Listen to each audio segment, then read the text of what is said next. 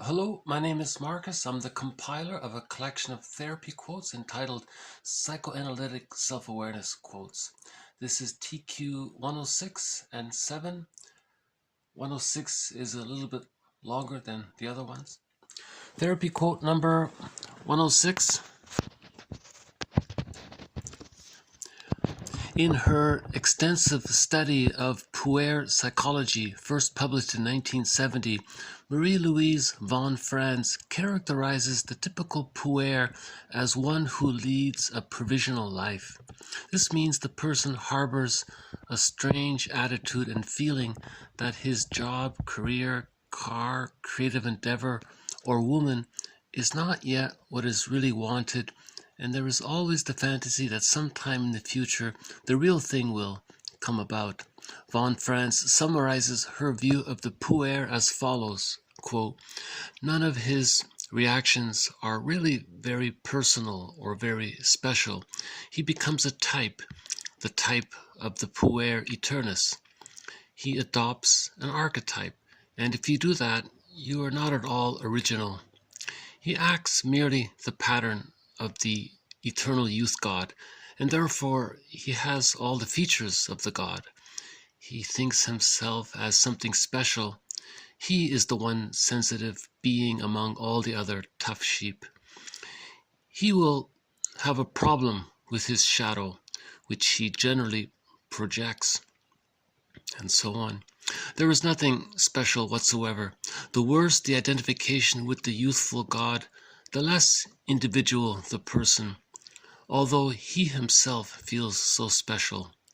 Unquote. In much of the early literature, puer and mother's son were treated as synonyms.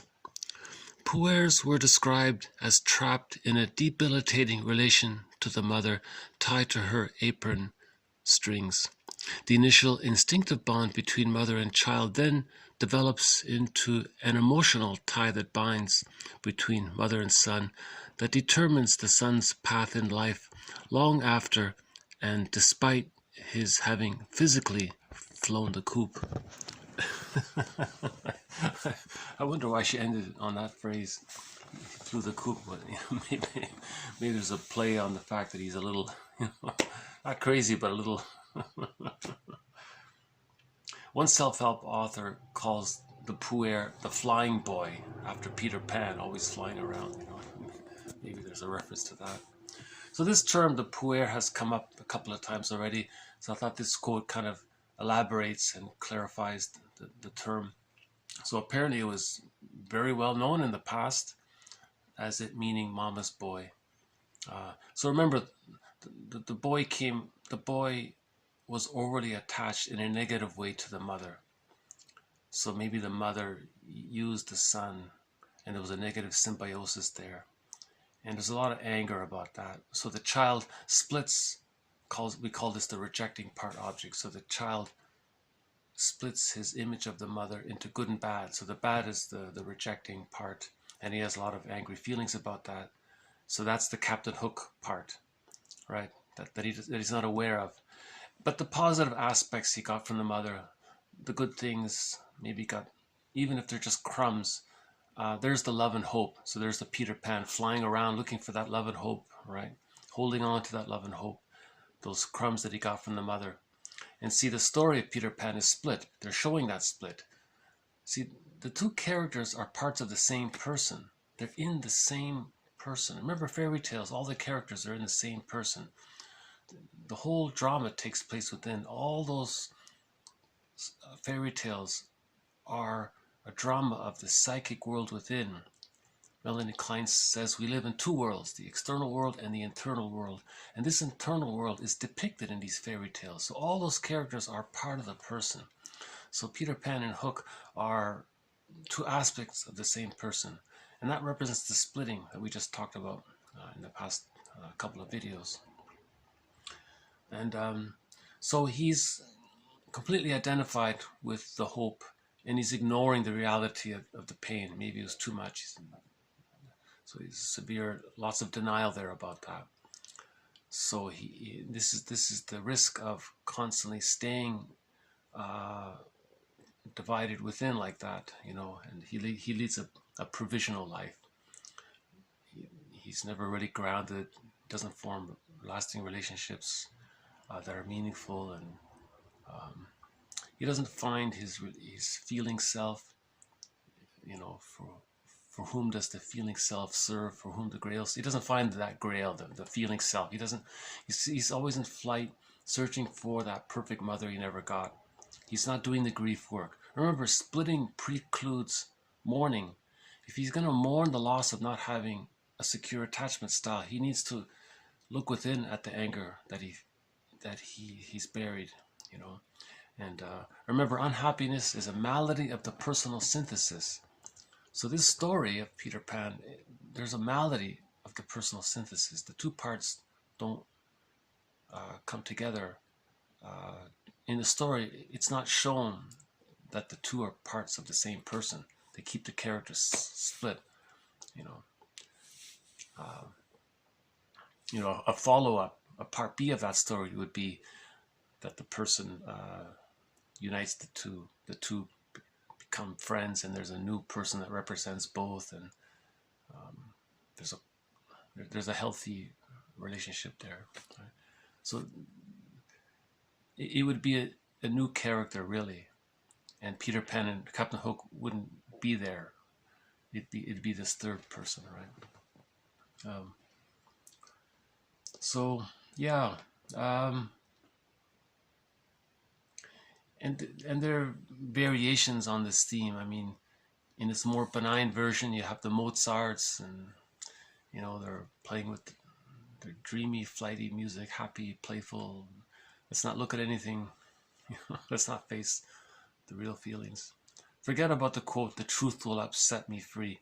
I don't want to be upset free. I just want to stay in this fantasy denial thing, you know. So then you got the more harmful version of the puer pattern, the Don Juans, right, and you know, those playboys kind of types. And, so then you have the puella. So the female version of this is called the puella, right? And the quote says that he leads a provisional life. So he's always waiting for the real thing. He doesn't accept anything fully. Which leads to TQ 107, a short one. When an adolescent regresses to omnipotentiality, he may refuse to accomplish goals. Wanting to do all, he is unable to do anything. So there's that fantasy of the Peer Gynt. You know, the Peer Gynt wants it all, you know, and he's chasing, he wants to be an emperor and all this stuff, right?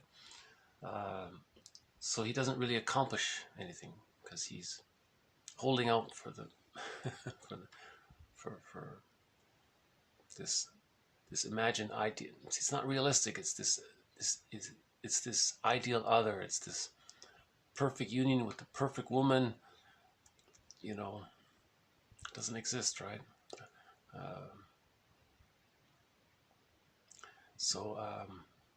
You know, every woman is a regular human being caught in their existential dilemma.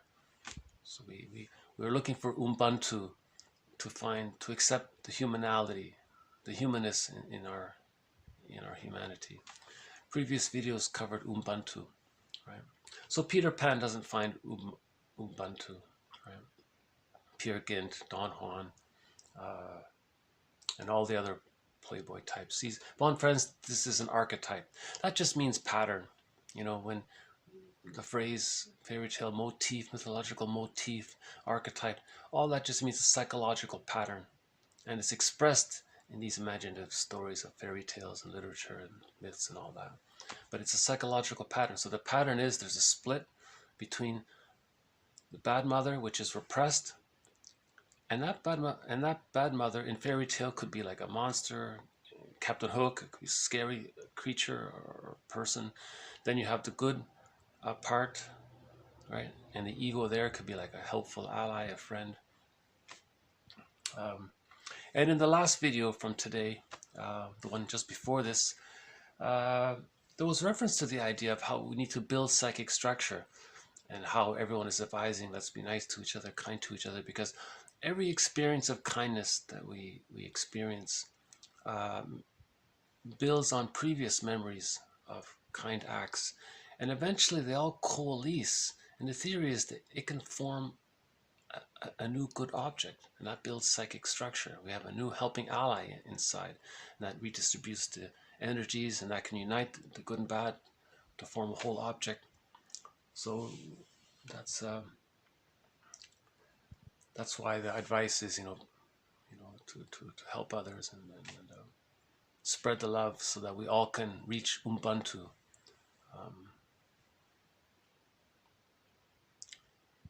That's what Lamaze was saying. We all need Ubuntu. He didn't use the word Ubuntu, but I think that's the idea. May everyone find their Ubuntu, the humanist in their humanity. So this is part of the humanity, this defense mechanism to be flighty and airy and have that escapist mindset. Okay, I guess this is fairly clear. I guess I'll just leave it here. Because the puer, the term puer comes up quite a bit, I think. And puella on occasion. It's interesting. Yeah, you don't hear puella too often. It's more of the Electra complex. A previous video covered the Electra complex, right? Complications between the mother and the daughter, the symbiosis. They never broke out of that symbiosis, right? So again, as mentioned in the previous video, splitting precludes mourning, so we want to heal the splits, bring the parts together to whole object relations, and to work towards that synthesis. Well, we've got a visitor here. Hold on. We've got a nice big crow here. He's looking for something. I do have some little snacks on the table. There he goes.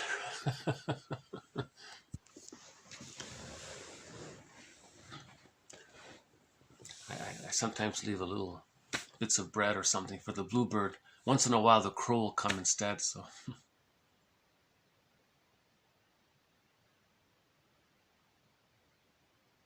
Yeah. I like the crow.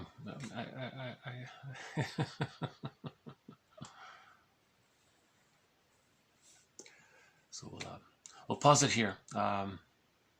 This has been TQ 106 and TQ 107 to be continued. Thank you very much for participating in this series. As I mentioned in an earlier video, object relations theory is the main thread, but occasionally we'll draw on other studies that complement and support, because fairy tales, myths, literature, drama, that reflects a part of ourselves, and the idea is to integrate the different parts.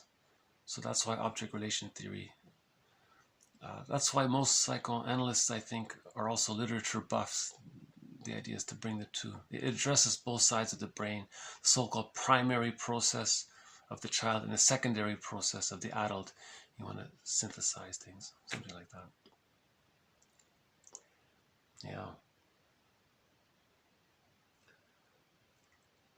Yeah, Marie-Louise von Franz is a character. She did a documentary called The Way of the Dream. She's an interesting person. And it's mostly about dreams and dream interpretation. But most of her books are about fairy tale interpretations. So that's Robert Bly says that he learned a lot about interpreting fairy tales from Marie-Louise von Franz. Filled with jargon, you got to take the good with the bad. Tolerance to ambiguity there. But she's definitely a wonderful teacher for understanding fairy tales. Right. Okay. To be continued. Thank you again. Bye for now.